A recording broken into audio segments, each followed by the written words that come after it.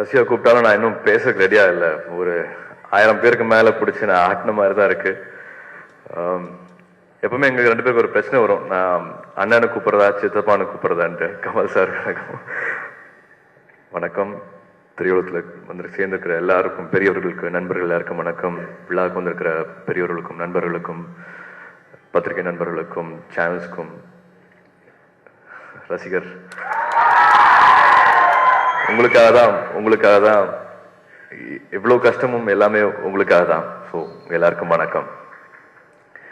சத்தியமா எங்க ஆரம்பிக்கிறேன்னு தெரியல. அப்படியே வாயெல்லாம் அப்படியே திக்கிட்டு இருக்கு, ஒட்டிட்டு இருக்கு. ரவிக்குமார் சார், கமல் சார் எல்லாம் அப்படியே பேசிட்டு இருந்தோம். கார்த்தி, அப்கோர்ஸ் நான் முதல்ல அங்கிருந்து ஆரம்பிச்சிடுறேன், அப்புறமா போயிடுறேன். வீட்டுல இருந்து போக போக முக்கியம் கொடுக்கணும் எல்லாத்துக்கும்.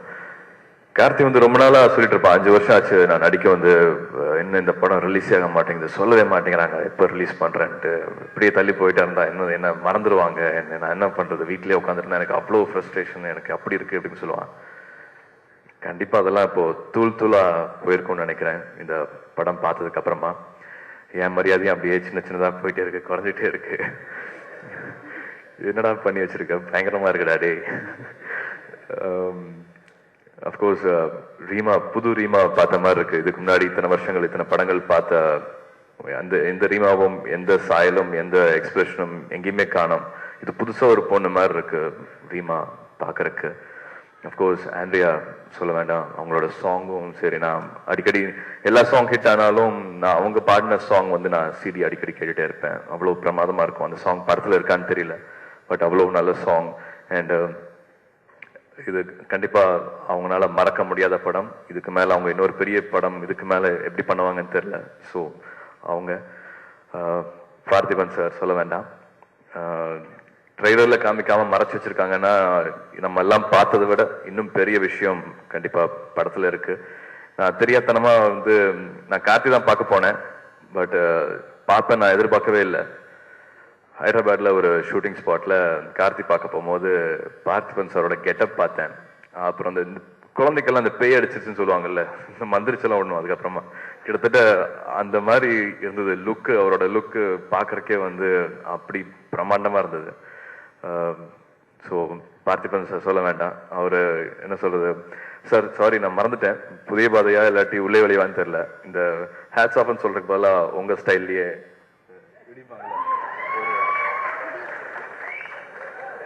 3 வாட்டி சொல்லிக்கிறேன். பிரமாதம். அந்த விஷுவல் எனக்கு ஞாபகம் இருக்கு. ஸோ இந்த படத்துல அந்த விஷுவல் வரும்போது எப்படி இருக்கும் அப்படின்னு என்னால சொல்ல முடியுது. ஜிவி, உங்களோட சாங் மேக்கிங் சிடி எனக்கு கிடைச்சது. அது ஒரு நாள் ஃபுல்லா ஷூட்டிங் பார்க்கும்போது எனக்கு என்னோட தொழில், என்னோட வேலை எல்லாமே டிஸ்டர்ப் ஆச்சு. அந்த அளவுக்கு இருந்தது அந்த சாங் மேக்கிங்க்கு நீங்க எடுத்துக்கிட்ட சிரமங்கள். வைரமுத்து சார் அதுல பேசியிருப்பாரு அந்த விஷயங்கள் எல்லாமே. ஸோ பார்த்திபன் சார் சொன்ன மாதிரி அந்த டெடிக்கேஷன், டோட்டலா தன்னை அர்ப்பணிச்சுக்கிறது அப்படிங்கிறது அப்படியே பீரிட்டு தெரியுது, பகிரங்கமா தெரியுது. இந்த மாதிரி ஒரு ஃபிலிம்ல உங்களோட ஒர்க்கு, உங்களோட மியூசிக், நான் ரொம்ப லேட்டா தான் உங்களுக்கு மெசேஜ் பண்ணேன், என்ன வார்த்தைகள் போட்டு அழகா எஸ்எம்எஸ் பண்றதுன்னு தெரியல. ஸோ 2 நாள் கழிச்சு தான் உங்களுக்கு எஸ்எம்எஸ் பண்ணேன். We were in touch. But அதுக்கு மேல யார் என்ன சொன்னாலும், என்ன சக்சஸ் பார்த்தாலும் அதுக்கு மேல பண்ணிருக்கீங்க.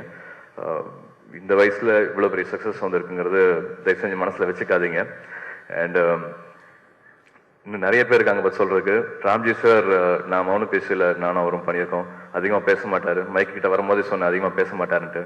பட் நிறைய பேசிருக்கீங்க சார். விஷுவல்ஸ்ல வந்து அவ்வளவு பிரமாதமா பேசிருக்கீங்க.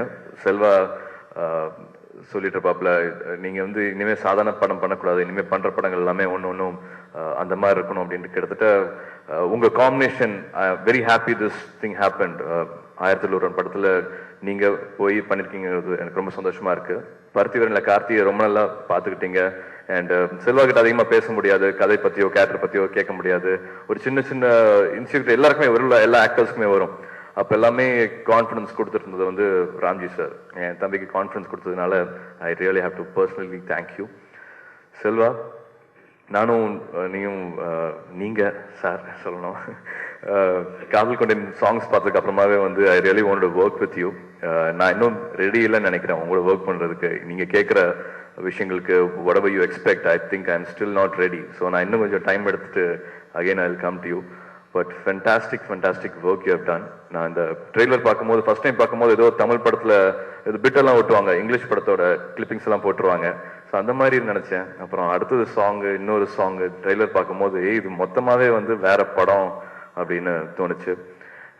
யார் என்ன சொன்னாலும் please don't take this success to heart. கண்டிப்பா நீ அப்படி இல்லைன்னு தெரியும். அங்க டீம் மெம்பர்ஸ் எல்லாத்துக்குமே சொல்றேன், please stay hungry.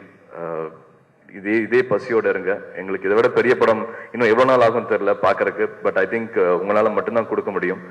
And Ravindran sir, பெரிய பயணம், பெரிய போராட்டம் அப்படின்னு சொன்னீங்க. எல்லா வழிகளும் எல்லாருக்குமே கொஞ்சம் கொஞ்சம் சின்னதா தெரியும். எல்லாருமே டெக்னீஷியன்ஸ் யூஸ்வலா சொல்ல மாட்டாங்க. ஒரு படத்துக்கு வந்து நிறைய லேயரிங் இருக்கும். ஒரு ஃபிலிம் ஷூட் பண்ணதுக்கு அதுக்கப்புறமா சவுண்ட்ஸ், அதுக்கப்புறமா விஷுவல் எஃபெக்ட்ஸ், ரீரெக்கார்டிங், எடிட்டிங், ஒரு டிஐ பண்றது அதெல்லாமே இருக்கும். பட் ஷூட்டிங் ஸ்பாட்ல பார்க்குற விஷயங்கள் வந்து எல்லா சினிமா இண்டஸ்ட்ரி பெருசாக இருந்தாலும் ஒரு சின்னதுதான். எல்லாருக்கும் என்னென்ன பண்றாங்க அப்படிங்கிறது எல்லா காதுக்கும் வந்து விழும்.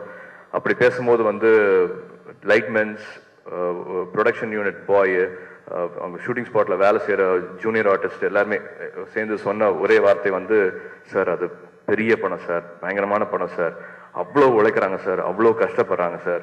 ஏன்னா நிறைய சினிமா பாக்குறாங்க, நிறைய ஆக்டர்ஸ் பாக்குறாங்க, நிறைய சினிமா எவ்ரிடே அதுதான் பண்ணிட்டு இருக்காங்க. எவ்வளவு எனக்கு முன்னாடி வந்து ஆக்டர்ஸ் எல்லாம் பார்த்திருக்காங்க. பட் இந்த ஷூட்டிங் ஸ்பாட்ல வந்து சார் அப்படி இருக்கு சார் படம் பாக்குறதுக்கு, அவங்க வேலை செய்யறத பாக்குறதுக்கே.